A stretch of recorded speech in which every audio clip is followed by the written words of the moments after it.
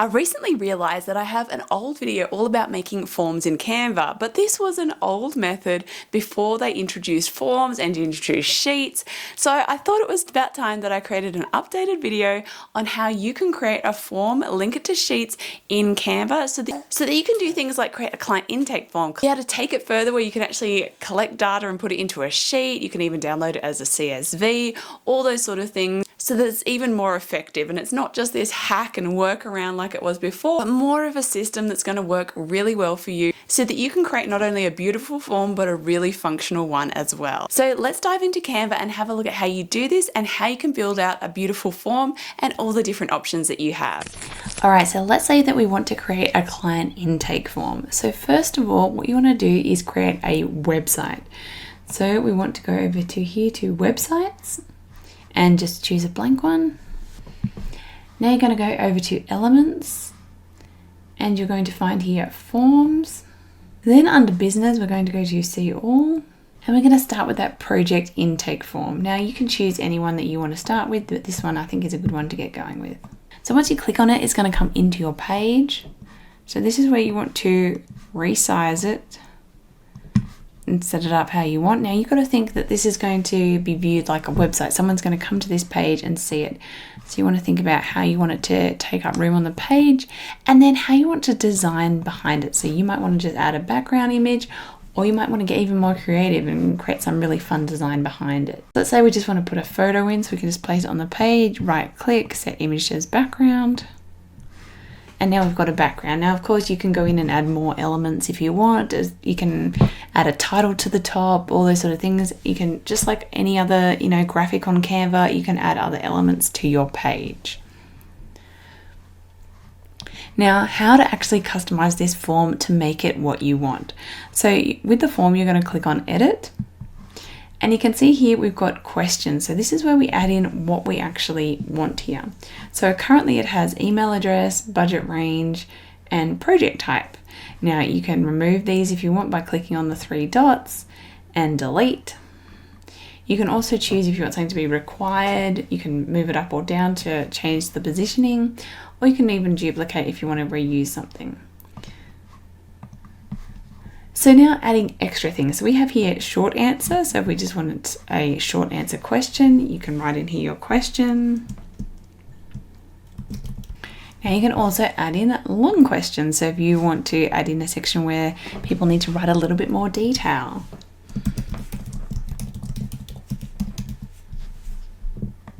We also have multiple choice. So in here with the multiple choice, you can ask a question and then add your different options.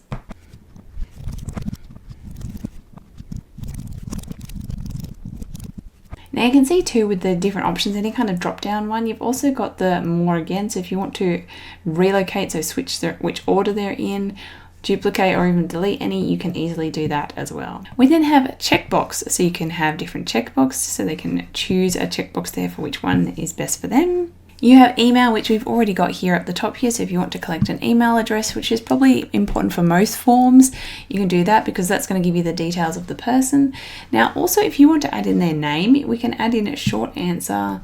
We can drag it to the top. So with that more, you can move up and down. But you can also just drag to move it into a different position. And we can put in a name there.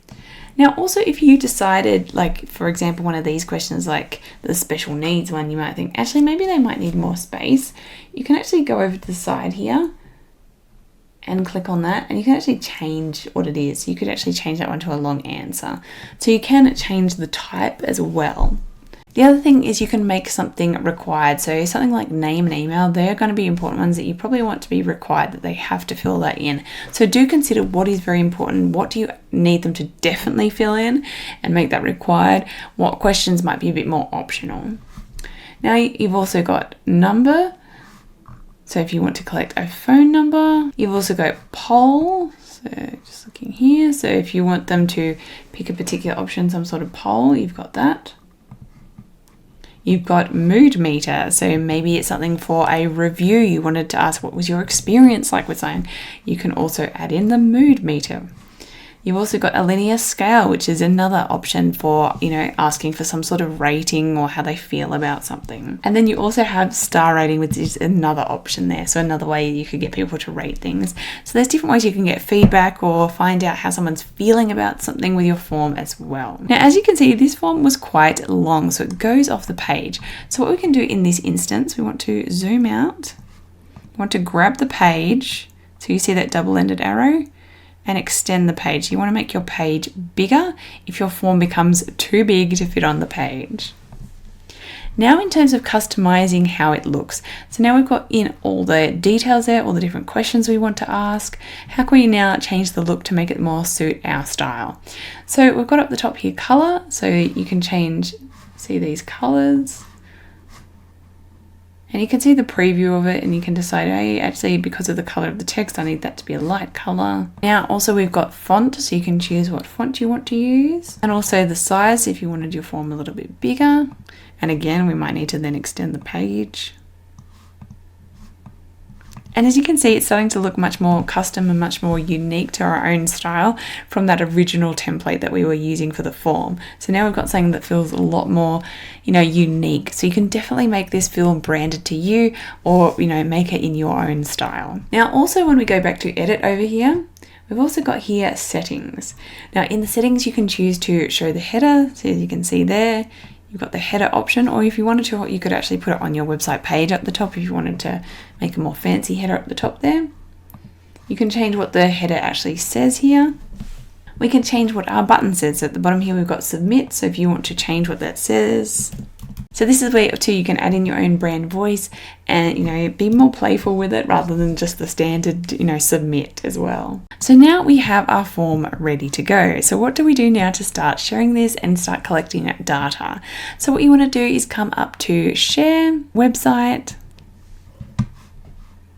and in settings, we just want to make sure that we've got resize on mobile turned on so they can see it well on mobile, and navigation menu turned off. So just make sure those things are all good. Then we're going to publish. Now we've got our link.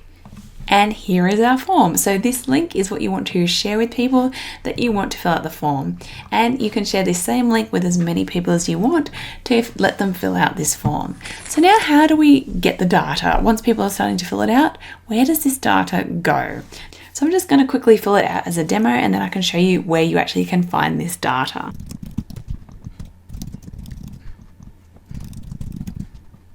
All right, now let's check out the data. So going back into your page here, you'll notice that once it is a published website, you will see this yellow bar at the top. So you want to click on Edit Design. Then you're going to click on your form and click here on Responses. So as you can see here, we've got one response, the one that I added.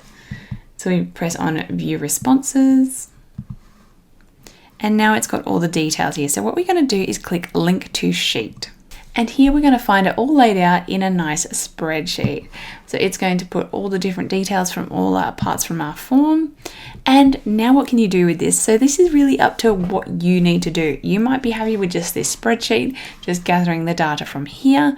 But if you want to be able to take it to another software, use it in some other way, you can also go to Share, Download, and download it as a CSV, which will allow you to then use it in other software, anything else that uses spreadsheets. And the other fun thing is if you start to collect some interesting data and you want to start looking at, all the people that have submitted and start to find out some interesting information on this data, you can also go over here to Magic Charts and actually start to put together charts from your data, which could be a really fun way to start to notice different trends and things from people that have submitted to you. So if that's something that you're interested in, I would play around with this. Obviously, I've only got one, so it's not going to be very interesting yet. But if you've collected some data where you want to start to visualize it and, see, oh, this many people like this or this many people are this is something that you're going to find very interesting, is using Magic Charts. So as you can see, this updated way of doing forms is a lot better than the old hack and workaround. This is a much more efficient and much more professional way to create forms. So have fun building forms. I hope you found this really helpful having an updated version, because the old version was quite a popular video, but this is a much better way to do this now. Now, of course, if you'd like to learn more about using Canva, about graphic design and branding, be sure to subscribe, and happy creating.